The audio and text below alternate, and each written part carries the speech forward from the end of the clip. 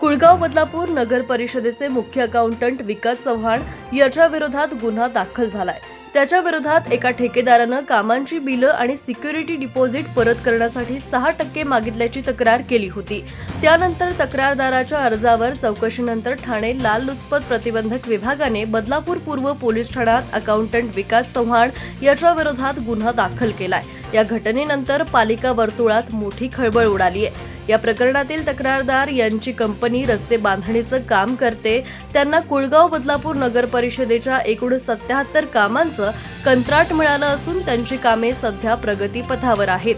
या कामांपैकी 2 देयकांची 17,44,000 रुपये आणि पूर्वी केलेल्या कामाची सुरक्षा अनामत रक्कम 4,99,000 रुपये अशी एकूण 22,43,000 रुपयांची रक्कम तक्रारदाराच्या खात्यात जमा करण्यात आली होती।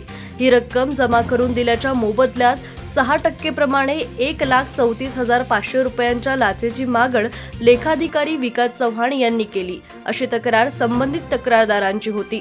तक्रारदाराने या लाचेच्या मागणीविरोधात 9 डिसेंबर 2025 रोजी लाचलुचपत प्रतिबंधक विभाग मुंबई यांच्याकडे लेखी तक्रार केली होती। या तक्रारीची शहानिशा करण्यासाठी 10 डिसेंबर 2025 रोजी पडताळणी करण्यात आली। या पडताळणी दरम्यान विकास चव्हाण यांनी कामाचा मोबदला म्हणून 6% रकमेची मागणी केल्याचं निष्पन्न झालं, अशी माहिती लाचलुचपत प्रतिबंधक विभागाच्या वतीनं जाहीर करण्यात आली आहे। पडताळणीच्या आधारे 30 एप्रिल रोजी बदलापूर पूर्व पोलीस ठाण्यात भ्रष्टाचार प्रतिबंधक अधिनियमान्वये विकास चव्हाण याच्यावर गुन्हा नोंदवण्यात आलाय। एकमत न्यूज, बदलापूर।